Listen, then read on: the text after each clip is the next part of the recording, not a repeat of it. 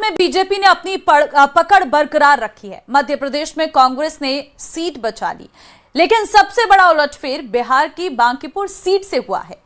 3 दशक से इस सीट पर बीजेपी का दबदबा रहा, लेकिन इस बार प्रशांत किशोर की जन स्वराज पार्टी ने यहां बड़ा सियासी उलटफेर कर दिया। खुद प्रशांत किशोर यहां से उम्मीदवार थे और बांकीपुर में उनकी ऐतिहासिक जीत हुई है। सवाल यह कि क्या भारतीय जनता पार्टी ने बड़ी राजनीतिक रणनीति चूक हुई है या फिर ये ओवर कॉन्फिडेंस का नतीजा है। हालांकि आज लालू यादव की आरजेडी और विपक्षी गठबंधन के लिए बड़े आत्ममंथन का दिन है, क्योंकि आरजेडी यहां तीसरे नंबर की पार्टी बनी।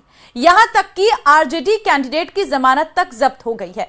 लेकिन बड़ा सवाल यह है कि क्या ये नतीजे सिर्फ 3 सीटों की कहानी है या आने वाले चुनावों की दिशा तय करने वाले संकेत। आज इसी पर होगी देश की सबसे बड़ी बहस, उपचुनाव का जनादेश क्या संदेश।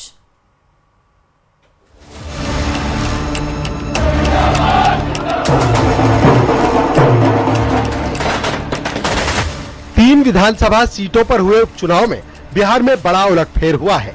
पिछले 3 दशक से जिस सीट पर बीजेपी का दबदबा था, 2010, 2015, 2020 और 2025 में जिस सीट से बीजेपी के मौजूदा अध्यक्ष नितिन नवीन की धाक रही है, उस सीट पर अब जन स्वराज पार्टी के प्रशांत किशोर का कब्जा हो गया है।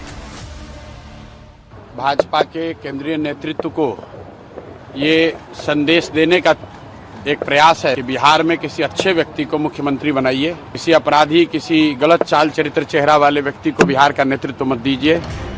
मध्य प्रदेश में दतिया सीट पर कांग्रेस ने जीत दर्ज की है। हालांकि ये सीट पहले से ही कांग्रेस के पास थी और कांग्रेस विधायक राजेंद्र भारती की अयोग्यता के चलते खाली हुई थी। चुनाव ने चेहरा बेनकाब कर दिया भारतीय जनता पार्टी की मध्य प्रदेश की सरकार का। अकूट अराजकता की सरकार है, जिसका किसी भी क्षेत्र में कोई मैनेजमेंट काम नहीं करता। उस सरकार के चेहरे को दतिया की जनता ने बेनकाब किया है। गुजरात में बीजेपी विधायक योगेश पटेल के निधन के बाद खाली हुई मांजलपुर सीट पर बीजेपी ने फिर से जीत का झंडा लहराया है। ये सीट हमेशा से बीजेपी का मजबूत गढ़ कही जाती है। इन उपचुनावों से राज्यों की सरकारों पर तो कोई फर्क नहीं पड़ेगा, लेकिन अगले साल होने वाले बड़े विधानसभा चुनावों से पहले ये नतीजे कुछ संदेश तो जरूर दे रहे हैं। Bureau report, news 18, UP Uttarakhand.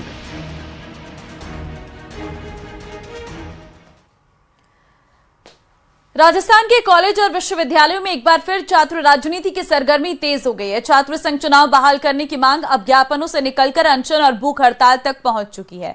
अलग अलग शहरों में विरोध हो रहा है। ये रिपोर्ट देखिए।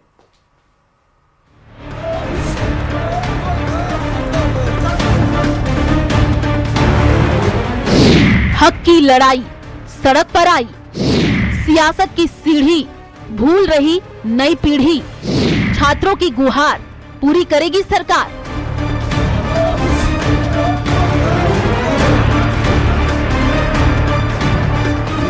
लोकतंत्र और राजनीति की नर्सरी कहे जाने वाले छात्र संघ चुनाव लंबे समय से नहीं हुए हैं, लेकिन राजनीति में आने और कुछ करने की चाह रखने वाले सैकड़ों युवा छात्र नेता अब इस मायूसी को तोड़ना चाहते हैं। इसी कवायद में अब वो सरकार और यूनिवर्सिटी प्रशासन से छात्र संघ चुनाव कराने की मांग को लेकर के सड़क पर उतर आए हैं। विरोध प्रदर्शन, भूख हड़ताल कर रहे हैं। वहीं जयपुर में छात्र संघ चुनाव की मांग को लेकर आमरण अनशन पर बैठे छात्र नेता शुभम रेवाड़ की तबीयत बिगड़ती जा रही है। शुभम के परिजन और साथी हेल्थ रिपोर्ट को लेकर के परेशान हैं। दरअसल गुरुवार विश्वविद्यालय गेट पर अनशन के दौरान शुभम की तबीयत बिगड़ी थी, तब से वो अस्पताल में भर्ती है। बीकानेर में छात्र संघ चुनाव बहाल करने की मांग को लेकर एनएसयूआई के प्रदर्शन के दौरान छात्रों ने हाईवे पर टायर जला करके रास्ता जाम कर दिया, जिससे दोनों ओर वाहनों की लंबी कतारें लग गई। हाईवे जाम की खबर मिलते ही पुलिस मौके पर पहुंची, जिसके बाद मौके पर तनाव का माहौल बन गया। काफी देर तक बहस के बाद पुलिस ने यातायात को फिर से शुरू करवाया। इधर भीलवाड़ा में एनएसयूआई का अनूठा प्रदर्शन देखने को मिला, जहां एनएसयूआई कार्यकर्ता जिला कलेक्ट्रेट के बाहर दंडवत विरोध प्रदर्शन करने लगे, जबकि चूरू के राजकीय लोहिया कॉलेज के सामने एनएसयूआई ने अपनी मांगों को लेकर धरना देकर भूख हड़ताल शुरू की है। इस दौरान प्रदर्शनकारियों ने जमकर के नारेबाजी भी की। छात्र संघ चुनाव बहाल करने और राजस्थानी भाषा को संवैधानिक मान्यता दिलाने की मुख्य मांग है। पिछले कई दिनों से राजकीय लोहिया महाविद्यालय में छात्र संघ चुनाव करवाने के लिए और राजस्थानी भाषा को संवैधानिक दर्जा दिलाने के लिए संघर्षरत है, परंतु सरकार के कानों पर जूं तक नहीं रहेंगी। अलवर में छात्र संघ चुनाव बहाल करने, विद्यार्थियों की कई मांगों को लेकर के NSUI तो राजस्थान के प्रदेश महासचिव विनोद जाटव के नेतृत्व में बाबू शुभाराम राजकीय कला महाविद्यालय के मुख्य द्वार पर अनिश्चितकालीन भूख हड़ताल शुरू की गई। भूख हड़ताल पर बैठे नेताओं ने कहा कि छात्र संघ चुनाव लोकतंत्र की पहली पाठशाला है। लंबे समय से चुनाव नहीं होने के कारण छात्रों के लोकतांत्रिक अधिकार प्रभावित हो रहे हैं। मैं कहना चाहूँगा छात्र संघ चुनाव इसलिए जरूरी है क्योंकि कॉलेजों में छात्रों की बात रखने के लिए छात्र नेता का होना आवश्यक है। जब भी छात्रों की बात कॉलेज प्रशासन सुनता है, हमारी मांग है जब तक छात्र संघ चुनाव बहाल नहीं होंगे अनिश्चितकाल धरने पर बैठे रहेंगे। फिलहाल प्रदेश के कई जिलों में छात्र संघ चुनाव बहाल करने की मांग को लेकर के विरोध प्रदर्शन देखने को मिल रहा है। Bureau report news 18 Rajasthan.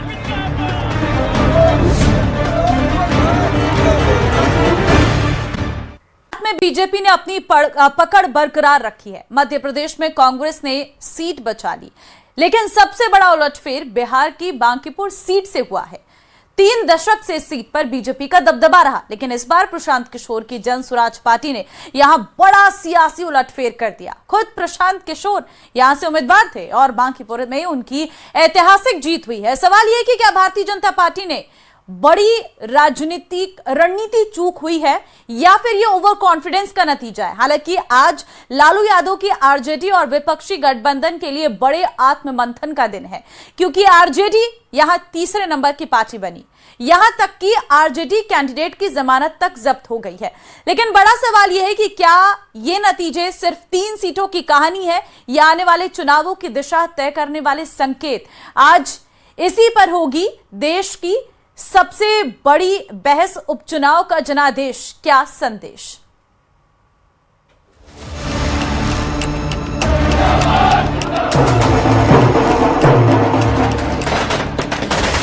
तीन विधानसभा सीटों पर हुए उपचुनाव में बिहार में बड़ा उलटफेर हुआ है। पिछले 3 दशक से जिस सीट पर बीजेपी का दबदबा था, 2010, 2015, 2020 और 2025 में जिस सीट से बीजेपी के मौजूदा अध्यक्ष नितिन नवीन की धाक रही है, उस सीट पर अब जन स्वराज पार्टी के प्रशांत किशोर का कब्जा हो गया है।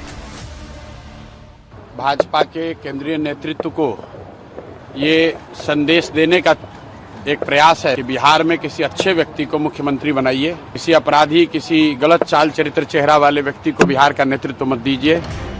मध्य प्रदेश में दतिया सीट पर कांग्रेस ने जीत दर्ज की है। हालांकि ये सीट पहले से ही कांग्रेस के पास थी और कांग्रेस विधायक राजेंद्र भारती की अयोग्यता के चलते खाली हुई थी।